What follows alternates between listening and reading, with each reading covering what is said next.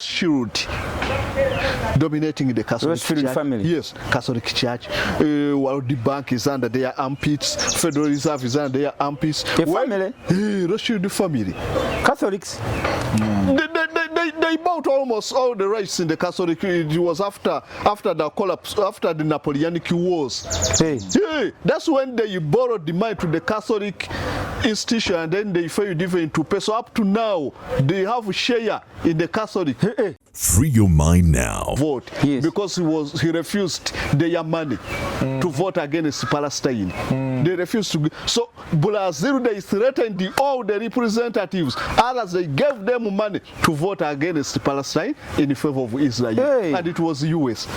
America. Yes, that's how Israel was born out of. Also, just to remind people, the Jews were. That is 1948. And those was that 1948? 48. Yeah. So America still used their power to corrupt, to suppress, to do what, to ensure that they cut off. Yes, especially. Also Europeans, because Europeans failed to protect the Jews. We have to start by that. Europeans failed to protect the Jews, and that's why the Jews asked to go somewhere else or find another land because they were insecure. Because European power failed to protect them. So that's all about the relation between establishment of the Israel or the Jewish state and the kind of corrupt bargain that existed in that process. Free your mind now. Be part of the People's Pan-African Parliament. The Pan-African Pyramid Debate with your speaker, Andrew Irumba Katusabe. Welcome to another edition of the Pan-African Pyramid Weekly Roundup with your speaker, Andrew Irumba Katusabe. Andrew Irumba is now the Emperor Andrew Irumba. Andrew Irumba, the Emperor of Irumba Kingdom, or Irumba Empire. Irumba Empire. You know, now we are ruling virtually. So these kings, you find them the king of Toro, the king of Unyoro, the king of Usoga. Now Irumba's empire is virtual. Wherever Pan-Africanism can reach via my influence, that is a chiefdom. That is an empire. The Pan-African digital. You have understood now. Emperor Andrew Irumba. Here is my comrade. Very good. Thomas Lesaffre Mutatina, aka Mutatina. We gave him this name because of what he does here in Africa. Thomas Mutatina, say hi to the viewers. Hello everyone, thank you so much for having me here again. Coming back from another trip. So now you are in Irumba's empire. Now I'm in the empire. I want to be the Induma. What is Induma? Those are the one that used to advise Shaka Zulu. His advisors. Yes. The Induma. So you are advisor of the Zulu king. Very good. You are an Induma of Irumba Empire. Thank you so much. Thank you so much. So Induma, Lesaffre Thomas Mutatina. This is starting to get long, So starting to get I have an Shall be Induma. writing an article. I have an Induma from France. So you haven't seen the empire how it has expanded. That I even have somebody from France, an Induma in France. I have an Induma in that in Kasongo is called what? Baruli. Is that Baruli? Yeah, mostly. I have an Induma in Buruli. Okay. But Buruli is somebody's kingdom, but I have an Induma. Okay. Kaso's a philosopher. Yes. Samuel, say hi to the viewers. Yes, good evening, good afternoon, good morning to our viewers. I know you always watch us from different time zones. Yes. And that one is a reality. Across we the cannot world. disagree with that. Yes. So I would like to thank everyone who is always eager and thirsty for our information and our teaching. So it's a great pleasure Because to they be can't part. get it from where they are. Definitely. In the US. Yes. So the Working Encyclopedia, philosopher Samuel Kasozi Induma from Buruli. Is also an Induma? Because No, I think him. Okay. Okay. all of you are advisors We are advisors. of the empire. So you are very, very important. Very how to run things. Now, You know, just for our viewers, because we like education, who was the last one that crowned himself emperor in Africa? He crowned himself. He took the crown, put it on his head in Africa, and he called himself an emperor. Emperor. Selassie. Not Selassie, no. Selassie was crowned by his people. This guy he crowned himself. Idi Amin. He was a French puppet called Bokassa. Yes, Central African Bokassa. Bokassa. Bodero Bokassa, Bokassa. he called the French, he said, I want the same coronation of Napoleon. Bring it. Hey. And the French did. And you know what? I got an interview with a spy from apartheid back in the days that was spying on Africa, and he told us, you know what? We provided the white horses because he wanted the horses to be white. You see the type of mental breakdown of certain of leadership after they got like wiped out. Anyway, that's for comment now. So we need a better emperor. And I think I am the best emperor now. Emperor Katushabe. Emperor Irumba. Emperor Irumba Katushabe. Now, Comrade Lesaffre, we've taken 2 weeks off the screen of PAP, but I know you've been moving up and down. Yes. In 2 minutes, I want you to give us a feel of what has been happening around the world in the Pan-African context that has caught your attention. Definitely. What is in your mind? Thank you for that. First, we need to congratulate the Botswana athletic teams. They have made history this week. You have gone to sports now. Ran faster the 4-time 100 meters. You see, so 4-time, you have to beat the Americans on the same race. And then they did. And then the Jamaican were even looking at them from far. So sharp to those runners, sharp to the sprinters. Letsile Tebogo, Bayopo Ndori, Bustan Kolen, and Anthony Pelesa. They have made history. We are proud of you. And the whole continent is looking when Africa go fast. You know, when Africa go fast, we're already very, very happy. On the theme of sports, there's also the World Champions Tour of Cyclism, right? Cycling. And apparently, a lot of foreigners are very much struggling on the hill of Uganda, which means what? When we organize the competitions, we are winning it. We should remember that when we send our athletes to Paris for the Olympics or Tokyo or Washington, they are also powerful because they organize the competition, they set out the rules. You understand? So when competition are held here in Africa, so we set the rules. Then we set the rules, and then winning comes, right? So we are happy that Rwanda is hosting the Cycling World Champions Tour, and we are going to look at who is going to win, but we know that it's going to train Africans cycling much better than when they have to beg to participate to Tour de France or Giro or all those major races all around the world, right? So let's bring those people here. Let's make sure that our own athletes look at them eyes to eyes in those hills of Rwanda, where it's cold and hilly and difficult, and then we will see a great result. Very good. Any other point? Maybe just one last point, because I know after we're going to speak of other topics, but obviously we have been looking at what Paul Biya's daughter is doing, and the type of drama that she brings to the family and to the daughter who is the number one contestant of her father's She has literally posted TikTok saying that people should not vote for her father, the very same father that rent a room in continental Geneva, the most expensive hotel in Switzerland, one of the most expensive, and then she's complaining about her father. She also has announced that she's homosexual, which also people questions why. What is that timing? What is it interesting? And so yeah, we're looking at what's happening also in the rest of the continent. But obviously, and I think that will be one of our first topic, the great Ethiopian Dan Renaissance have opened. I know my colleagues here, philosopher, is really enthusiastic about that, and I think we will speak about it. Okay, let me go to the Walking Encyclopedia, philosopher Samuel Kasozi, senior researcher. Yeah, briefly about what Lesaffre has talked about. First of all, with Botswana, I'm so grateful, and it's an inspiration to African countries. One of the reasons why Soviet Union became popular is because of Stalin's policy of communism is the best. You can take your coffee now. We have allowed it. Stalin initiated that policy. I'm the one conquering. Initiated that policy to show the world that Soviet Union and communism is the best by participating in each and everything: sports, space race, arms race, and everything. So up to now, after the disintegration of Soviet Union, Russia is still strong because of the deliberate policy by Stalin promoting sports. So everyone was talking about those countries, Eastern Europe, Yugoslavia, others, they also follow the same policy. So Botswana has done something so good. I appreciate that. Then for the case of Rwanda, I think this country will dominate East Africa. If at all African leaders are so well. Yes. Philosopher, he got me a stroke. What? Will dominate. Rwanda. That, eh? Yes. Rwanda. Will dominate. Rwanda, the smallest country in East Africa, they dominate You wait. East Africa. How big is Israel? Hey, but if But we it is have the same trouble, then we become Palestinian. But it is Rwanda is Israel. definitely. Just look at Congo. How the Banyamulenge have caused troubles to the entire population of Congo.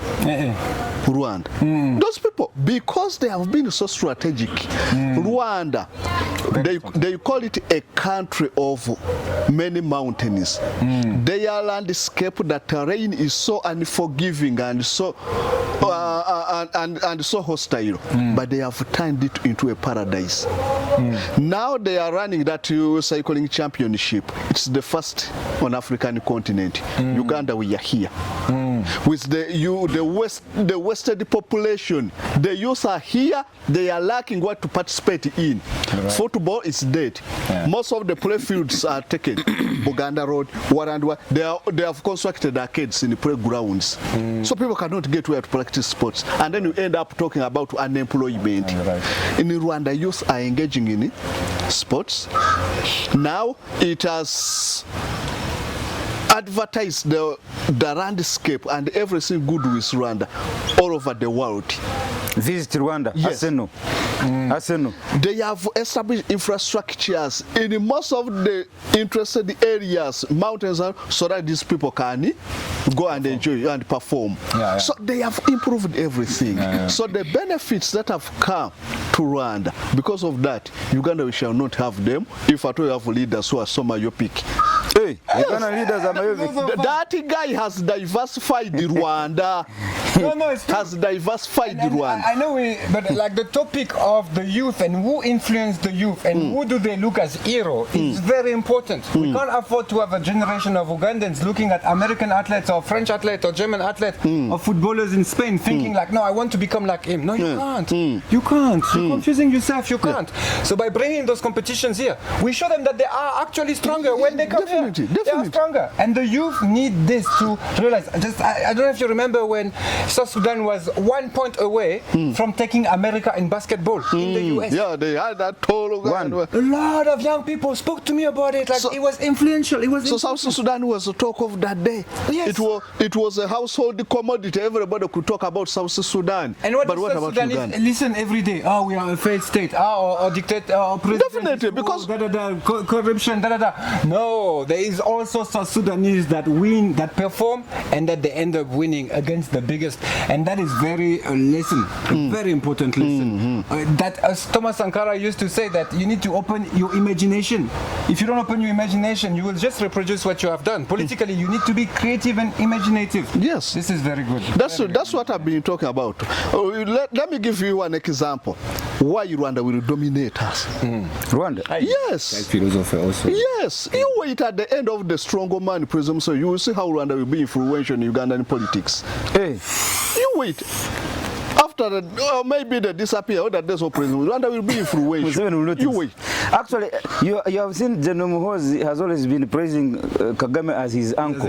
And even now, when you see what he's doing, he's actually trying to emulate his uncle Kagame. Definitely, he's a speedier Kagame. So when he becomes the president here, definitely will be subject. He will be getting advice from. That's like today, William Ruto, he's ever at Entebbe. Because so this is his what? Yes. And moreover, for Rwanda. So Muhoozi's role model is Kagame. And for Rwanda, it's not theoretical. Hey, for Rwanda, it's not theoretical, but practical. Rwanda has dominated. Let us look at the Ruwero Triangle. How many people died in that war? And it took 5 years. Rwanda genocide was almost 100 days.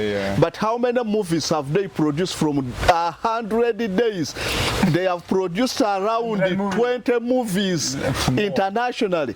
In the Bush War of 5 years, we have not produced any single movie. They have dominated that sector. They have dominated the sports. They have arenas we don't have. They have dominated the athletics and the other. So where will we dominate that country? They have diversified the economy. But what you're saying is that they will dominate us when our strong leader won't be here. You wait. you win. Okay. You would have heard it on the Pan-African pyramid. You would have heard it here. Okay, guys, we had just gone there to pick a few points in your weekly imaginations, because you have to open your imagination. What's happening in West Africa, we can do it here. If there is a success in Ethiopia, we look at it and we learn from it. So now, the main topics are about three. Number one, we are going to look at the Ethiopian Renaissance Dam. You know that they have started on that construction. The UN General Assembly, what's happening, what's coming out from the UN General Assembly. Trump is talking a lot of things, and other countries actually are disagreeing with him openly. Then we also look at the recognition of Palestine as a state now by most countries of the world.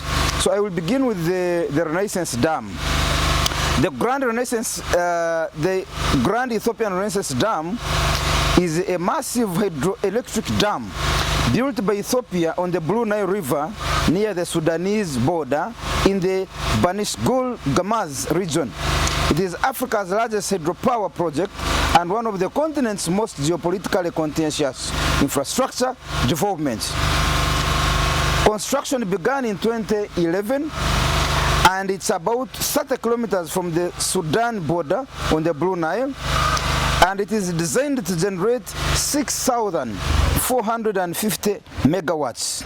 6,450 megawatts of electricity, making it Africa's largest hydroelectric power plant. Africa's largest.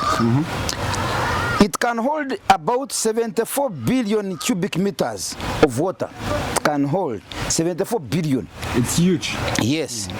And it's primarily for electricity generation to power Ethiopia's development and export energy to neighboring countries like Sudan, Djibouti, and Kenya. Let's begin from there. I will begin with you, the Comrade Lesaffre. You see, Ethiopia, this dam began in 2011. This is 2025. Yes. I want us to look at the geopolitics that it has generated and all that hula baloo that has been around this dam. I know that Ethiopia has struggled. It wouldn't have taken this long. It has taken this long because of the politics, the geopolitics around it. No, part of it is that, but also because of the ambition of the dam itself. Because you've said how many liters? This is something ridiculous. Those guys are creating 7 billion. This is going to be in the top 20. It is going to be supplying. It is going to be generating 6,450 megawatts. But it can hold up to 74 billion cubic meters of water. Cubic meters. This is of water. They have created. It's the biggest in Africa. Absolutely huge. And so yes, there is politics, but there is also vision. You see, the vision is important because you don't develop a dam in 2 years or 3 years. It's not happening. Even Aswan, that the Egyptians have done, hasn't been developed in 2 or 3 years. They needed like foreign actors to come, and it was USSR helping them at the time. So it's really not easy.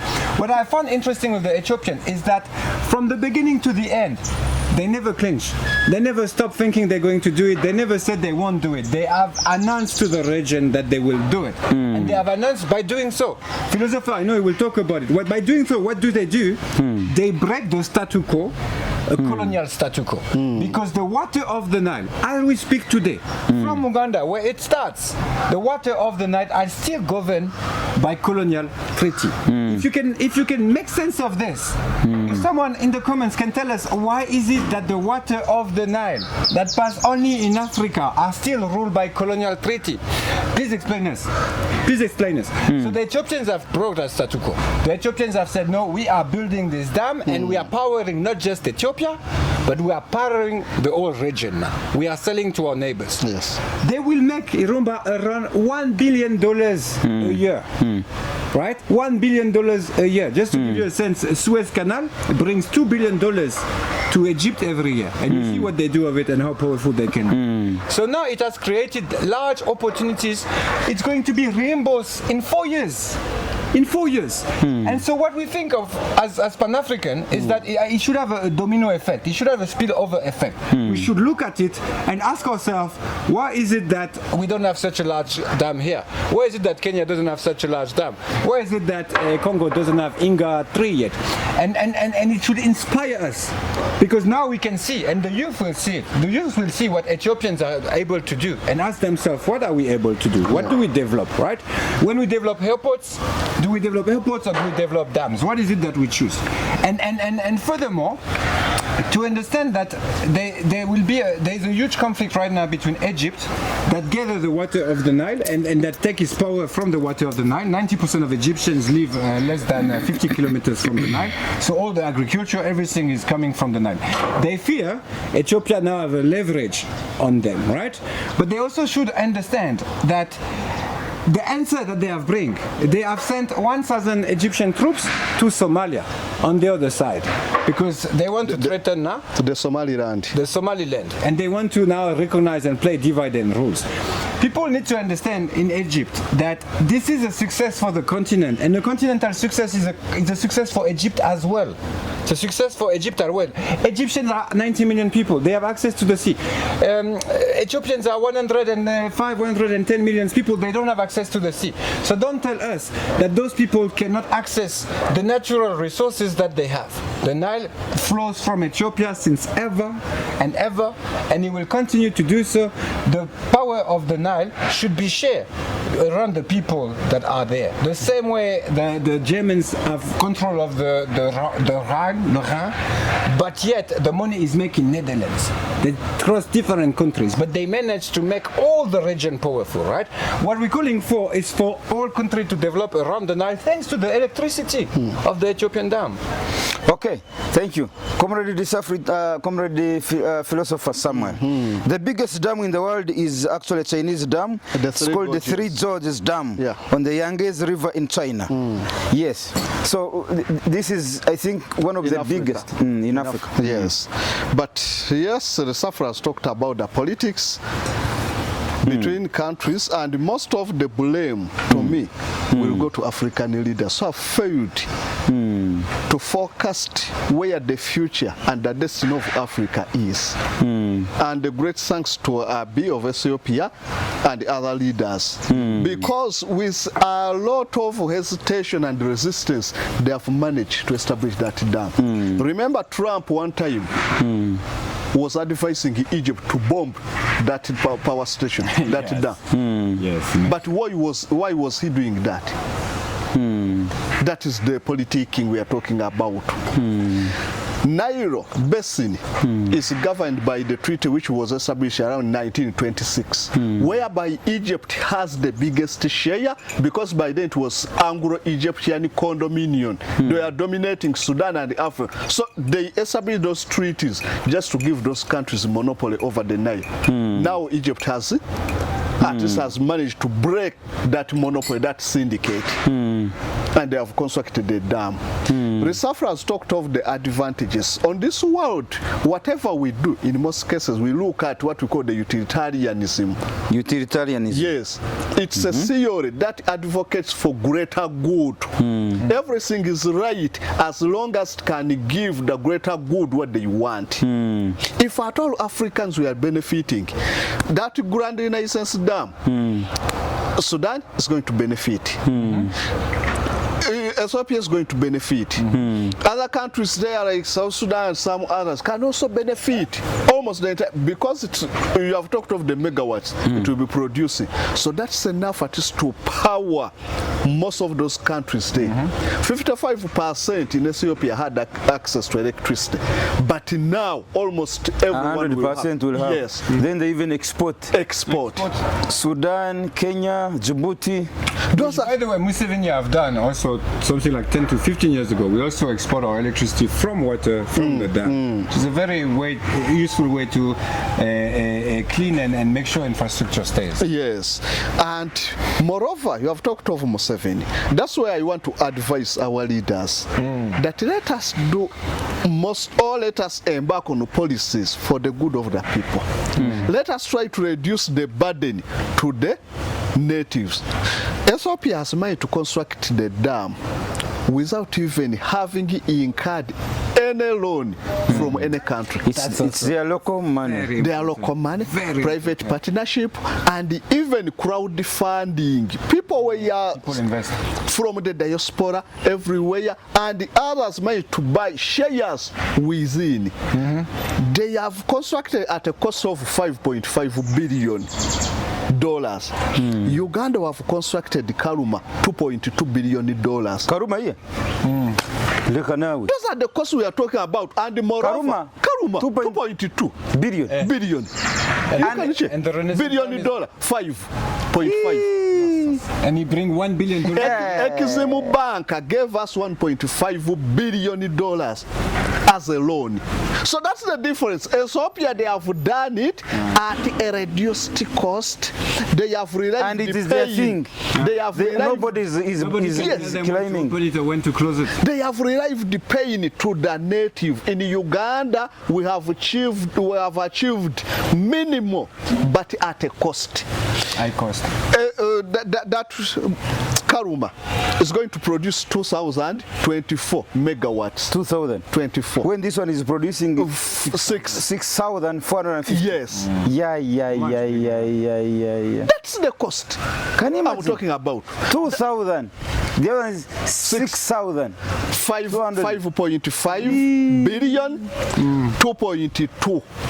And moreover, the biggest percentage was financed by Exim Bank. We will pay that cost. Yes. And the interest. And the interest. But Ethiopia, they have managed to achieve that. So that's why I was saying that our problems, our African leaders, they don't forecast, they don't sympathize with the local population, and they don't rely for paying to the people. So producing electricity is okay, but at which cost? Uganda have been incurring a lot of cost, Bujagali, so many other dams, but what we can produce right now, they are 3,000 megawatts. When we have been incurring cost from since Museveni came into power, he has been establishing power stations, but at a higher cost. But Ethiopia has only established one power plant. It will produce megawatts that Uganda cannot produce at a reduced cost.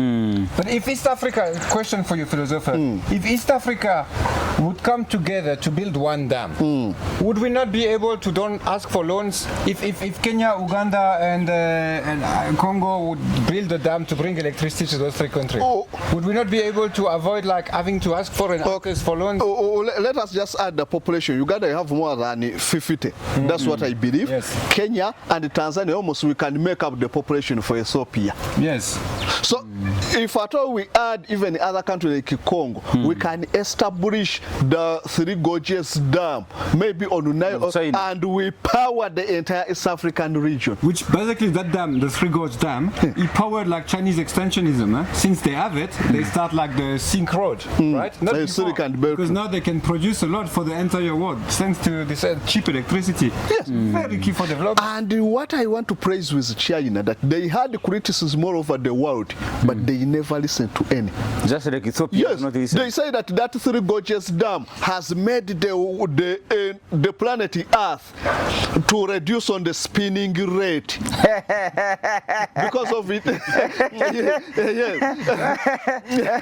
That the world is no longer spinning properly. Yes, because of the dam. It is sluggishing for like 2 to 3 seconds because of the Three Gorges Dam. 3 seconds. Because we can't forgo those ones.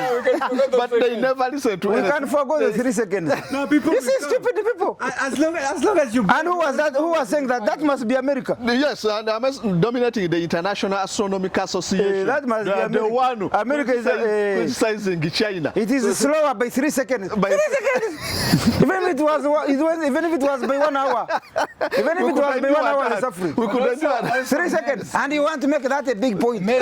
So I was talking about some lessons that Africans can learn from the Grand Renaissance. Then another thing I would like to appreciate from Ethiopia is that they have become a contemporary country to all African countries. Because one of the reasons why Africa lagged behind with other civilization was exposure. That Africans, we had plenty. Almost God gave us everything. Land, we could go Arab, we could do whatever we need. So we were not interested in anything from other civilizations. Yet the Mesopotamia civilization, Middle East. Mesopotamia? Civilization. Who is that one now? Which Mesopotamia. Currently is where Iraq is. Mesopotamia, so it was called land between the two rivers, Tigris and Euphrates. That's where the civilization Middle East around started. Mesopotamia. So, and as civilization all over the world, they are lacking. They were in the winter. So they could not have their agricultural systems work favorable as Africans. So they could come to Africa to trade and get some raw materials. But Africa, we needed nothing. So because of that lack of... We had everything. Everything. There's no need for going to China to buy silk. There's no need for going to Middle East. And we had everything. So because of that, we lagged behind because we had no exposure. By those countries, they could go and see how people are producing kiloses there. They go to Asia, they go to Japan, so they had exposure. That's why they managed. So with this exposure we have got from Ethiopians, you will see Africans constructing a mega power station because of that example. So it was out of comparison. That's why most of those countries developed Europe. Let me give an example. When Louis the 14th constructed the Versailles Palace, it was splendid. I think Lesaffre knows about very beautiful. So there was a competition of all monarchs constructing beautiful palaces. In Spain, they constructed the Scolia Palace, just in reference to what Louis the 14th. In Russia, they constructed the Winter Palace. And so they are all emulating what their fellow emperor did. So they construct all those beautiful palaces. So if Ethiopia has managed to construct that, I hope other countries will follow the same example. Can I ask you a question? Uganda, instead of constructing that Karuma 2,000 megawatts, we would have constructed something very strong. Stronger here at Lake Victoria, River Nile. No, at least we have. Some countries don't even have. But philosopher, can I ask you a question? Because the Ethiopians, they self-finance their own dam.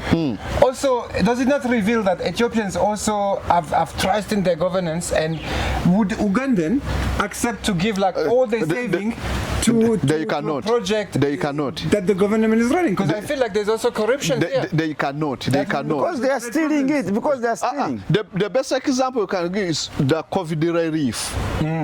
Ugandans gave out so many. The Indians and what they gave out so many trucks, but now you find them in Kirals somewhere.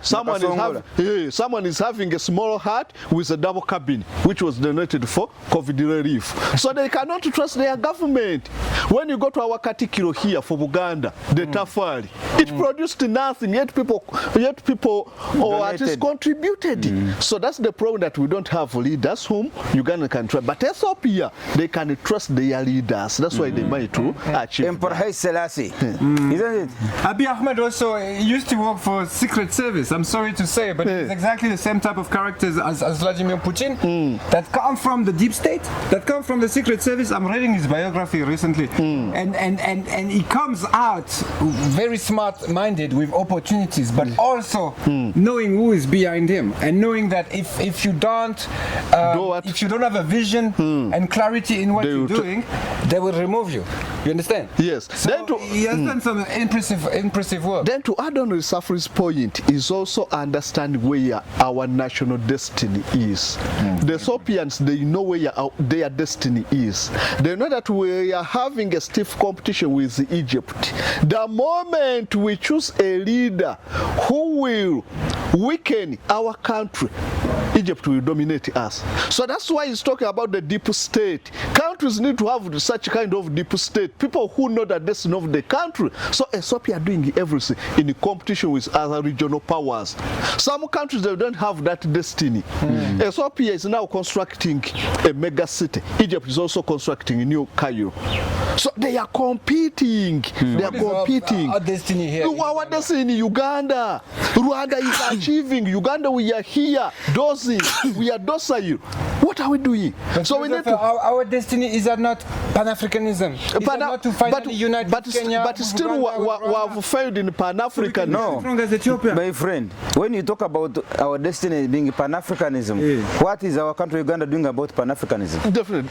What is it? How much are they investing? And how has it been We have been doing this for the last 11 years. Have you ever seen any government hand coming to help you? Guys, so that I know means you are pessimistic, but we are winning. But we are winning with the youth, and the youth will shape the. Yes, but how? A government, what is the government involvement? It would have been a government My point policy. Is, it is NRM government says that they are on 4 pillars: Pan-Africanism, patriotism, nationalism, blah blah blah blah. What are they putting in Pan-Africanism? So Pan-Africanism is a political reality, rhetoric, but not something. So they use it just as a yardstick to win election and to convince other leaders. And most of the African leaders used Pan-Africanism as a ladder. Yes, they used it. Apart from Gaddafi, Gaddafi died the Pan-African. Yes. All other, and Robert Mugabe.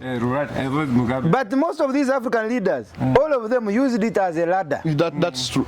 Beginning from ours here. Nyerere, if he would have not choose Pan-Africanism, he would have become a key figure. Yeah. They used it as a ladder when they reached there. Now look at our leader here.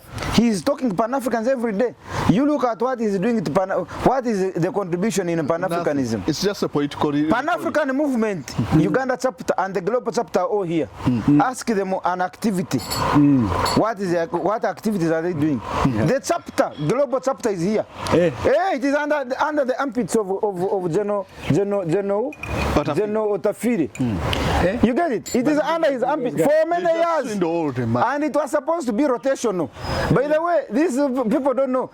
The Pan-African movement global chapter was supposed to be rotational. Not like headquartered in Uganda forever, no. But since it came to Uganda under the general, they did like this. Up to now. They locked and they threw the keys in the lake. So it has been here for years, but they receive the money. They receive funding. Oh, I'm sure. But no activity. Nothing. Okay. So, anyway, as I'm concluding, one of the if at all I had the influence, I would have convinced our leaders in the Sahel region to do one project to establish solar power plants in the Sahel. If at all that project can be established, just part of the Sahara region, they establish solar panels. According to research, they said that the solar energy from the Sahel can be used to power the entire world. The entire world. Because they get the sun. The sunshine. Every day. So if at all they just a quarter of the Sahel being established into a solar power plant, they can power the entire world. If at all we had visionary leaders like the Traore, the Shiana and what within the Sahel, and they implement that, you find the whole world kneeling before Africa. So that's already France is crumbling. France is already crumbling. That's a very good opportunity. At the end, the prime minister that organized the crumble is a strong neocolonialist. He has organized the French neocolonialism in the last 9 years, and now he's been promoted prime minister. So we're expecting to us in France. France, he's being promoted. Yeah, prime minister. Maybe we talk about it right now. Talk about it right now. Let's finish there. Yes, I'm done. I was just showing Africans where our opportunities are. We would utilize that opportunity instead of quarreling because of the treaties governing Nile and what. We can use that project. It can power the entire continent. Thank you. Bring in that French. Just quickly, because obviously we know the French have been up. Sorry for the word, but in South Africa they will say the French have been up into some bullshit again. That's how they speak in Johannesburg, right? But now here in Kampala, you amend your language to be more moderate and diplomatic. But we know that the French have had a strong interest into West Africa, and they have been trying to control it, and that they are losing, right? They are losing it. Yeah, the grip is losing. And the way they're losing it, the man that was behind that the reorganization of French neocolonialism in West Africa, so the man that is bringing troops in Guinea right now, the man that is sponsoring jihadists, sponsoring also Benin into his anti-Niger rhetorics and spying on Niger, because Niger harbor is in Benin, is Cotonou. So very, very influential man. He's also the man that was trying to make sure that Tiani, the leader of Niger, when he seized power, he made everything, making phone calls and making sure that this is not succeeding, because he preferred the French puppet that was here before. So Sébastien Lecornu became new Prime Minister of France something like 10 days ago, 1 week ago. And when you look at his political career and why is it that he arrived here, you see that it's because of his service to France Afrique. It is his service to neocolonialism. It's the service that he gave to French neocolonialists when he was selling weapons to the enemies of the Sahelian states, right? And especially it was well recorded that both Burkina Faso, Niger and Mali have asked for drones that the French refused to sell them. Not even to give them, to sell. When they were selling thousands of them to Ukraine, they refused to sell them to the Sahelian states, right? At the same time, that was to make sure that they don't win over the jihadists, and that they end up doing what? Calling them back. You understand? So he has been at the center of architecture of French influence and French neocolonialism in West Africa. This man, he has a strategy. He is really strategic. He is behind the recognitions of a certain new state by France, right? So trying to push on Benin, trying to use Guinea, trying to use Ivory Coast against the Sahelian states, right? He's also behind the idea that, okay, we are going to say French troops are leaving Africa. Remember, we spoke about that. But at the same time, we are going to stay under like what we call the shadow army, right? So he's behind this policy of a French shadow army, always present in Africa, officially for trainings, but in reality to continue to push for the French agenda in West Africa. Because we should all remember that without West Africans, France's resources, France is really weak, including like in terms of electricity that we spoke of. We don't have dam. The French don't have dam. They use nuclear power stations, and uranium come from Niger, right? So from 1960 to 2000. France has no dam at all. The rivers, we do have small ones, but not as powerful as the Great Renaissance. The flow of water in some of their rivers, not compared to our rivers. The Nile is very strong. The Rhone. When you look at the rivers in France, the Meuse, the Rhone, they are very mild. Yeah, and they're also really polluted, so the dam would block that. Anyway, so he has refused to sell weapons to sovereign African states that wanted to defend themselves, right? And the leaders that came out, remember, they came out from the army. They came out from the army. Assimi Goïta, Traoré, they all came out from the army. So they did ask for those weapons to France, and France said no. At the same time, when they used to sell them to Ukrainians, the man that took that decision is now French Prime Minister. And it's very important we also not forget that he has put hard line on Niger, Burkina Faso and Mali, and that is likely to continue that politics. But us, obviously, from East Africa, from Uganda, we are looking at it, and we're going to denounce whatever is done. Thank you. The 79th session of the UN General Assembly is centered around multilateral solutions for a fragmented world emphasizing restoration, trust in multilateralism amidst rising geopolitical rivalries, accelerating the 2030 Sustainable Development Goals, SDGs, which are seriously off track, and addressing climate conflict and economic inequalities as interconnected crises. Geopolitical conflicts, Ukraine war, calls for a durable peace framework as the conflict drags into a protracted stalemate. The Middle East, all these are issues that are being discussed in the UN General Assembly. The Middle East tensions focus on the Gaza crisis, Israeli settlements, and renewed Iran-US nuclear talks. Africa, coups in the Sahel, Niger, Burkina Faso, and Mali, and escalating violence in Sudan's Darfur region are high on African Union's and UN Security Council's radar. The global economy recovery, developing nations demand debt relief, reform of the World Bank and IMF, and fairer global taxation systems. Calls for a renewed financial architecture to address post-pandemic and climate-driven economic shocks. AI governance, draft resolutions on artificial intelligence, safety and ethics, including proposals for an international artificial intelligence oversight body. They want to create, the UN wants to create, the technology is taking AI, artificial intelligence, now they want to create a body under the UN, they want to be UN General Assembly. Emperor of Pan-African Digital. So, let me begin with you, Comrade Lesaffre. There has been talk in the UN General Assembly about the Sahel. For them, they don't think that the Traoris and the Goita and so on are creating solutions for their sub-region, the Sahel. They continue to project it to the world as if that part of the world is ungovernable. In other words, they still want to create negative forces against these leaders in the Sahel sub-region.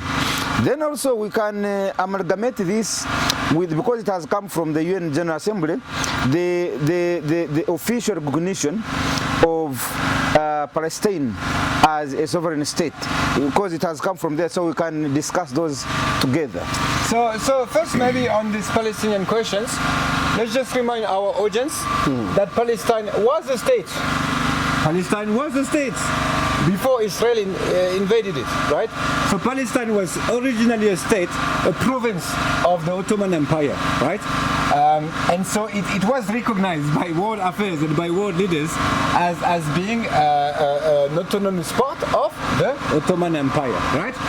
Then what happened is that... is that 1948 is when they were invaded? 1948 is when the official recognition of Israel, but the invasion started by the Balfour Declaration, a bit earlier than that. But so they lost the statehood in 1948. Is that correct? The statehood officially that's in when it was divided. Yeah. The General Assembly, the UN General, that's when they passed the resolution to divide Palestine into two states. And so what happened is that first it was part of the Ottoman Empire as a province, then the Ottoman lost the First World War, and then Britain took over and to state as a colony, but as the colony of Palestine, not the colony of Israel. So it was at that time recognized as a colony by world leaders and by world institutions, the Society of Nations at the time. So to remind you, by then it was mandated under Britain after First World War, and it was called the Transjordan, comprising of Palestine, Jordan, and then Syria was given to France as mandated territories, but they were there, Palestine. It existed as Palestine, and it was recognized very much so by what? Also, where was Israel? And the French. So where was Israel? No, Israel. There were patches of Israel communities within Palestine. Patches. And not even, patches, small communes. Small, very small, extremely small, because most of them couldn't settle. So we established that at the beginning of Second World War, end of First World War, there's only 15,000 Jews in the whole space. So very, very small. Human, you have finished the There were much more Jews in Iran, for instance. There were a lot more Jews in Iran than there were in Palestine. And even in Poland and Armenia, there were more Jews. What surprised me is that you had finished the tea, but when I was doing like this, you brought the cup to put tea. I broke the cup. You never know. God, man, he has a lot of power. Don't think he can just talk on camera. It's just a mere emperor. He might come in the emperor. Maybe he will make more tea out of the tea. I don't know. I'm not here to judge. Yeah, the finish you don't understand, guys. You have to understand what you don't understand. Understand what you don't understand. Just know it. Things you don't understand. No, so just to remind people that Palestine was a state. It has been a state since the longest time, and that the recognition of Palestine is recognition of 2025. But Palestine was recognized as a state for a long period of time, for the longest period of time, right? So I think philosopher will also bring the history of that, because I know he's a historian of this. What I can bring is a fake narrative that starts to irritate me. So this idea that Palestine as a state has been recognized by the UN Assembly is irritating me, because the first one that did it yesterday was Macron, the French president, right? And so everyone said, Macron, he has recognized state of Palestine, thanks to him, blah, blah, blah, blah, blah, blah. No. This is a very fake narrative. So first we have to say that the majority of the country in this world, already recognize Palestine. Okay? Because it has been there anyway. Because it has been there. There's a small small crew of people that end up being powerful. It's true. Geopolitically, they are powerful, but they are very small. America, Israel, France, Sweden, Switzerland, those type of NATO country. They are only recognizing Israel now, Palestine now. But the rest of the world have done it before. Uganda recognized Palestine as a state. Mexico recognized Palestine as a state. Brazil recognized Palestine as a state. Russia recognized Palestine as a state. China recognized Palestine as a state. So all of those countries have already decided to recognize Palestine as a state, right? Because that's the best peaceful solution, and that's the solution that even Palestinians themselves ask, right? So let's not confuse ourselves. Who has recognized Palestine recently are the closest allies of Israel for the longest time, so it's good, but it is not anything new. It is not that we should crown them. It is not that we should applaud them. It is not that we should be over enthusiastic about it, because the reality is that there is a genocide happening as we speak. People are starving, and the Israeli army is attacking Gaza City, which is the hottest spot in the Gaza Strip land, where there is the most people and the people that are the most sick, and they have bombed hospitals. So there's no more hospitals around, and this is what we should speak about, not the fake recognition of Palestine by some superpower that just stay blinded for 50 years and now suddenly open their eyes because it's become too overwhelming. Palestinians, as we speak, are victims of a genocide that is organized, strategically planified, properly designed, right? You don't suffocate the entire population, you don't starve the entire population not knowing what you're doing. And by the way, the soldiers, the Israeli soldiers that are coming to those operations are also victims of the Israeli colonialist project, because themselves, they are now the soldiers of a colonial project, and they will die in Gaza Strip for no reason. And even men have committed suicide after leaving the battlefield. Thank you. Netanyahu. Attack Africa, by the way, just because I'm sure we didn't have time to speak about that last time, but they attack Africa.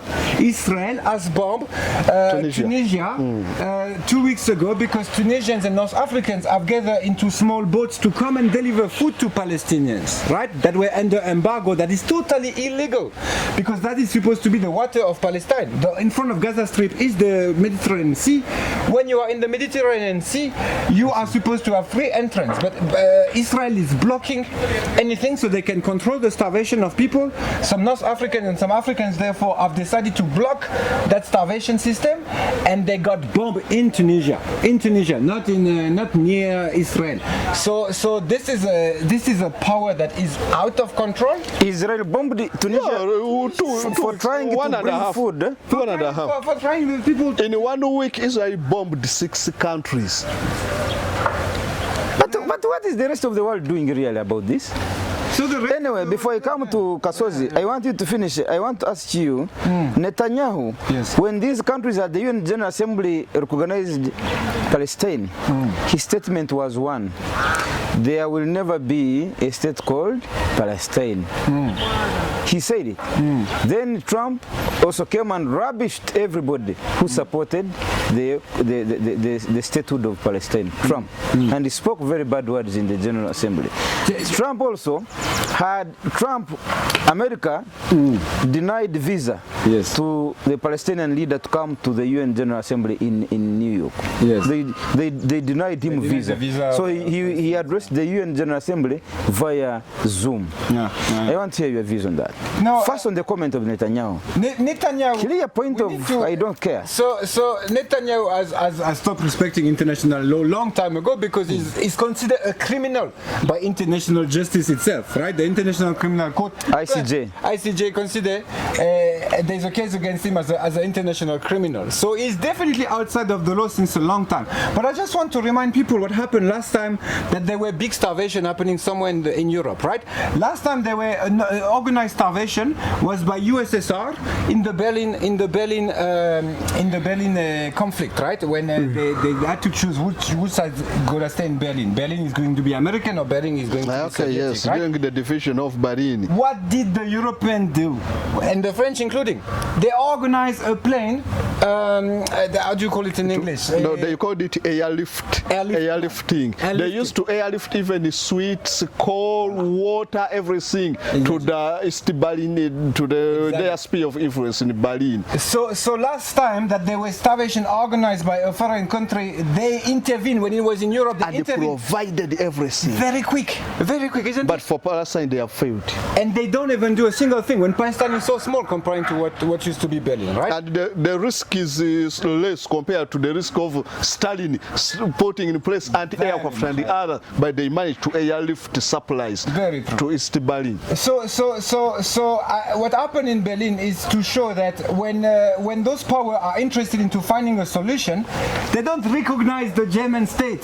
They come and they deliver food to the people that suffer so they can resist whatever they consider is the problem at the time, right? Which they haven't done. So yes, they consider recognition of Palestine good. Okay, we're fine with this. But when do we send food? When is it that we send them weapons? Why is it that we recognize Palestine, but we still sell weapons to Israel and not to Palestinians? We still give food and supplies to Israel army, but not to Palestinians. That's the real problem. So coming to the General Assembly meeting itself, what can we expect? What can we expect from recognitions that happen in 2025 about a problem that is there since 1948? What we want, what people demand, and what Palestinians demand is weapons to defend themselves. If they want to give them weapons, airlift them, good, and food. People ask for food right now. They don't even want weapons to fight. They're not even so happy about Hamas, but they're even less happy about Netanyahu criminal activities. And Netanyahu is a criminal to both Israelis and Palestinians.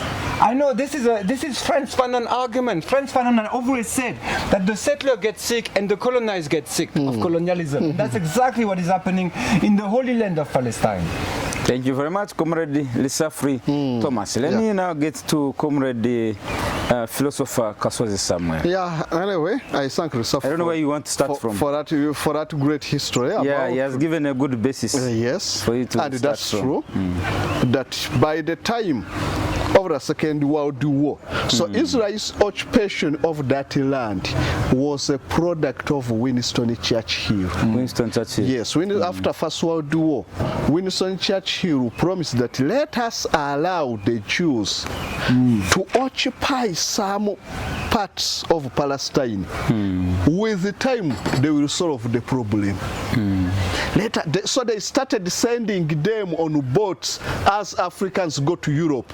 They started sending in Jews from Armenia and those parts of Eastern Europe where they were persecuted. So they used to come in groups, 200, what and what, they occupy. So by the time we reached the 1940, when they went to the UN General Convention, the population of Jews had grown. And that one gave them the right to divide up the land, which was formerly known as Transjordan, comprising of Palestine, Jordan, and some parts of Lebanon. They divided it, and purposely it was Palestine land. Who divided? UN General Assembly. But there was a lot of corruption you have never seen. You are talking about... You mean those people can also be corrupted? Yeah, you are talking about Museveni rigging elections. You can't read about that election which took place in the UN General Assembly. India, they refused to send a plane to bring the envoy from India who was going to vote, because he refused their money to vote against Palestine. They refused to. So Brazil, they threatened all the representatives. Others, they gave them money to vote against Palestine in favor of Israel. And it was US. America? Yes. That's how Israel was born, out of also just to remind people, the Jews were being that is 1948. And those was that 1948? 48. Yeah. So America still used their power to corrupt, to suppress, to do what, to ensure that they cut off. Yes, especially. Also Europeans, because Europeans failed to protect the Jews. We have to start by that. Europeans failed to protect the Jews, and that's why the Jews asked to go somewhere else or find another land, because they were insecure. Because European power failed to protect them. So that's all about the relationship of the relation between establishment of the Israel or the Jewish state and the kind of corrupt bargain that was existed in that process. So leaving apart that, I want to talk about the statehood of Palestine. First of all, when Uganda look into there are two theories of statehood or state formation. One of the theory was called the decorative theory of statehood and the consultative theory of statehood. The consultative theory, it started in the 13th century, whereby a country was regarded to be a legitimate or a sovereign country if at all it was recognized by another state. That was the theory. Yirumba, Uganda, to be a sovereign state, you must be recognized by another sovereign state, maybe Kenya. That was enough to make a country sovereign and an independent country and a legitimate country. So countries were following that all from 13th century up to 1933, when these people, the Western countries, wanted to gain monopoly over state formation. So European countries, those stronger countries, the US and the world, they gained the monopoly over state formation from 1933, what they call the Montevideo Convention. Montevideo is a city in Uruguay. So countries convened in Uruguay, and then they discussed the criteria through which a country can be recognized as a country.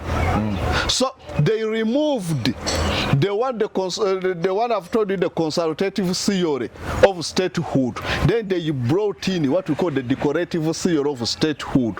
Decorative theory, a country to be recognized must be recognized by the strong powers, and one, they had 4 principles.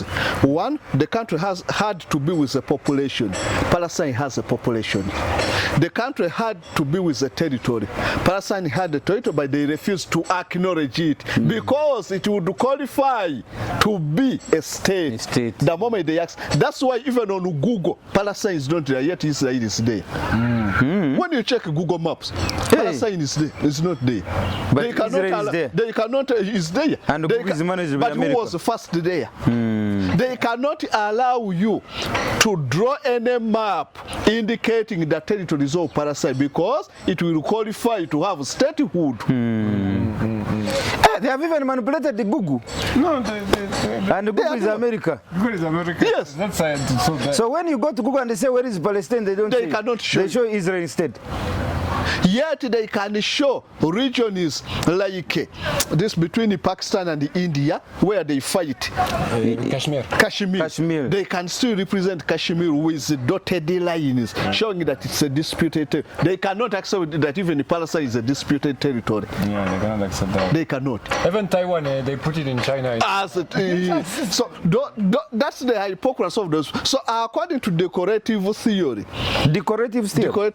of state formation, the theories through which state can be formed, or the principles that they put forward that led to the establishment of South Sudan, the best of some of those criteria. The American recognizing South Sudan more important than Uganda recognizing South Sudan.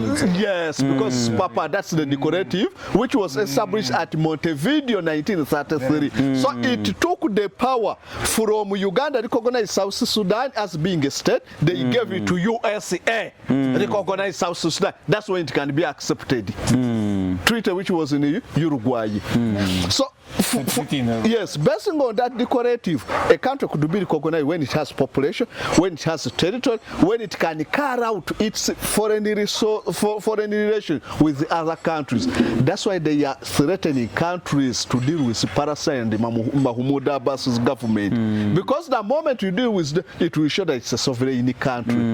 Then the fourth principle that a country to be recognized must be having a well-formed government. That's why they are restricting Mahmoud Abbas from forming a government. The moment they fulfill those ones, they will be regarded as what? That's even why they created Hamas at the first point. Yeah. They were a strong OLP, Organization of Liberation of Palestine. Palestinian Liberation Organization. And they had that government you were talking about. Yes. But then they organize elections on which they make the Hamas win, and they said like, no, it's okay. Hamas will get Gaza Strip, and OLP will get, Mahmoud Abbas will get. And the Fatah political party withdrew from Gaza and they stay with the bank. Yeah. Yes. So that's how they created the Hamas group. Hey. So that means Palestine qualifies to be a state. But that power was taken by the Montevideo Treaty, which gave the decorative power of state formation to strong countries. But it would qualify to be a state. Then when you go to UN, the UN General Assembly, currently I'm predicting in the near future we shall be in the need of forming another international organization. Yeah, very soon. The Sahel is creating their own. Yes, but remember this one. ECOWAS from ECOWAS. Yes, but this one they are talking about an international peacekeeping body, UN. UN is defunct, is dead. The moment you see countries violating UN protocol and UN principles, you just know that that international peacekeeping body is gone. Let us look at the first international peacekeeping body in the world that was established. It was the Congress system. After the collapse of Napoleon Bonaparte 1815, they went to Vienna, what was called the Vienna Congress. They established what they called the Consent of Europe. Consent of Europe. That all European powers should come together to solve any problem. Yes. And that one could be achieved through what we call the Congress system. Whenever there was a problem, they could call all those countries, maybe Vienna, Trapau, Raibach, those were all congresses to solve world problems. So the Congress system collapsed. Why? Because of the isolation policy of UK and the violation by other countries, strong countries. So one of the international peacekeeping body collapsed. Then from there, after First World War, we saw what we call the League of Nations. The League of Nations had all the structures like the one UN is having. But what contributed to the collapse of the League of Nations was some countries becoming bigger than the League of Nations, as Israel is. Israel is bigger than UN. So some countries became bigger, like Japan. In 1926, Japan withdrew from the League of Nations. I remember some of the historians draw a cartoon depicting that withdrawal of Japan. So it was like the League of Nations was like a bridge. So Japan was stepping sleeping on the League of Nations to move out of the house. So it was like the League of Nations was a bridge. So Japan was moving out. So countries started violating the League of Nations because they proved to be strong. From there, followed by Italy under Mussolini, also withdrew from the after attacking Albania and Abyssinia. Then Hitler. So the League of Nations collapsed because some countries were stronger than the League of the Nations. So, currently, what we are so this is what is going to happen. Yes, based on this, I can project that the United Nations very soon shall collapse. Because Israel is doing whatever they want, regardless of what the UN General Assembly says. How Japan did. You can imagine. It is a crime to starve people to death. But Israel is doing it in Palestine, in the Gaza Strip, and America is supporting. And the rest of the world, because they don't want to annoy America, they are quiet. If that act was being done by Russia or China or any other power, or France, you do think that the world has come to an end? Even you guys would, people would come in the street of Kampala to apologize for what they've done to them. Now, even countries in their own countries, they would be demonstrating, putting up demonstrating. When they were solidarity. So we are in solidarity with Palestine. With what? Find a color, and they will say if you wear orange, you're in solidarity. So, like how it was in the September 11 attack on USA, all countries were sympathizing with US. But even right now, Lesaffre is more knowledgeable about to have never found a black box. Never. Within those planes that collided with the World Trade Center and the Pentagon. Where is the black box? Where were they taken? So country were sympathizing. So the same thing, if I told it had happened to another country, that's when you will see propaganda at play. So UN is soon collapsing. So what do you anticipate when UN collapses? What next? I anticipate the emergence of others, this emergence of other superpowers may influence formation of parallel international peacekeeping organization within a near future.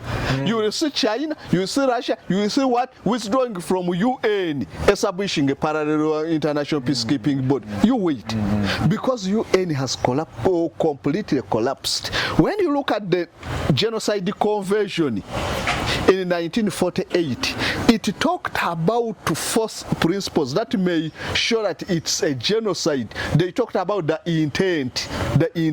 We look at the intent, what they have done. What was the intent of doing it? Israel blockading Palestine. What is the intent? Then you conclude that the intent was to make those people to starve. And starving, forcing starvation on the population or a group of people, it's one genocide. Of the crimes that shows that it's a genocide. But the whole country just look. Meaning that, did in Namibia. Yes, meaning that even the genocide conventions are no longer applicable. So you predict a failure. A failing, not a failure, because the failure is already happening. Yes. The failing, the falling. Yes, it's a continuous process. UN is failing because of the isolation, not the isolation, the appeasement policy of US and some European countries. When you look at the world map, 57 countries have already recognized Palestine, but still a few, like 5 countries, have refused. Yet, according to the statehood seal, the moment one country recognized, that country would have been a sovereign state. But almost 157 have recognized Palestine. US has refused. Greenland has refused. Israel.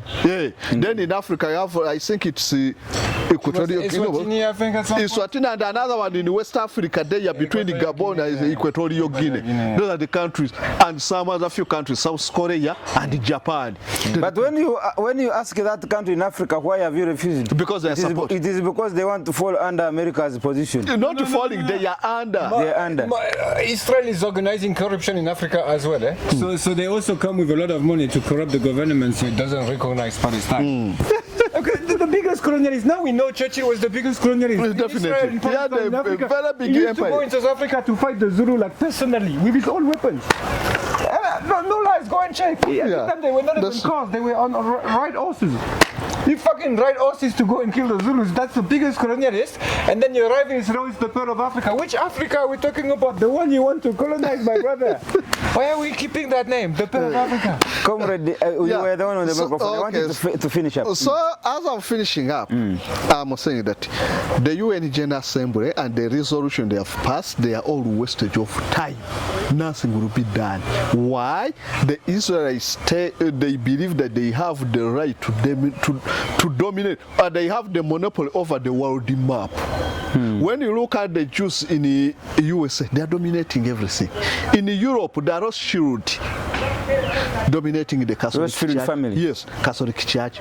World Bank is under their armpits. Federal Reserve is under their armpits. The family? Rothschild family. Catholics.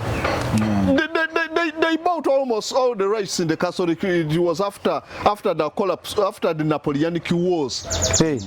That's when they borrowed the money to the Catholic institution, and then they failed even into pay. So up to now, they have a share in the Catholic. A family in America? No, in Russia it was in Europe. So a family in Europe has shares in the Catholic? Definitely. Because they borrowed the money and they failed to pay.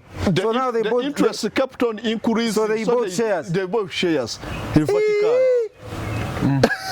So in other words, the money that the Catholic Church collects across the world, they are collecting with the interest of the Rothschild, the Jews.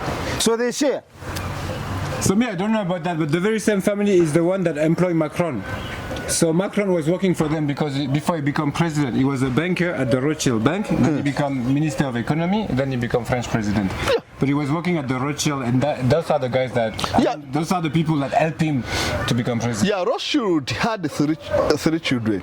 Mayor Rothschild is the one who borrowed the money to the Catholic. Then another one went to Britain and started the banking system. Then another one went to France, banking system. Then after, they went to America. They established the Federal Reserve. That's why even they killed some of these rich men, the Jacobo Astor during the Titanic. Jacobo Astor and the Guggenheim, just because they had hesitated the formation of the Federal Reserve, on which the Jews have shares. So after Titanic collapsing next year, the Federal Reserve was passed. The backup. So the Federal Reserve of America was started by a family. By a family. Rothschild. Yes, they wanted to establish it, but some of the richest individuals in the tried to resist at the time. Tried to resist. At the time was called Jacobo Astor, was very rich, and they killed him. They killed them in the Titanic. JP Morgan had the ticket. Wait. This the Titanic boat that I see. Yes. It was intentional. To kill some of those rich guys.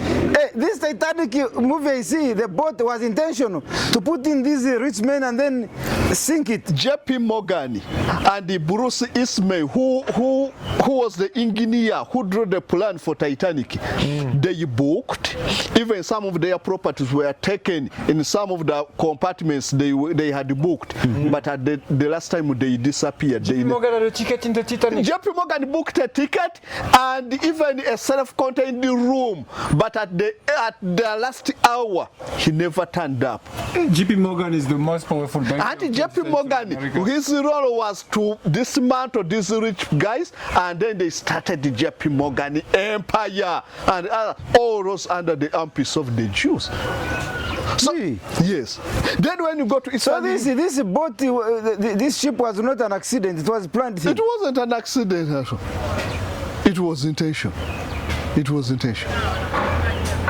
But they claim that those are just conspiracies, but they are facts. Why did JP Morgan and the others miss? Yet they had was a math. Yes, other rich guy like Guillermo, who started the radio system. Guillermo. Hey, he also had, but he went with the first liner instead of Titanic. They knew, like how World Trade Center was attacked. Hey. So those are the Jews. No, but the Rothschild family, I know the story of the Rothschild family, very crazy. I don't know about the Catholics, but because me, I'm a Catholic, and we know that. No, now I know why you don't know. Because I know why he doesn't know. Because even if he knew, because he's a Catholic, he would feel sympathetic. You remember last week? You remember on Monday? Alenyo said, because I'm a Catholic.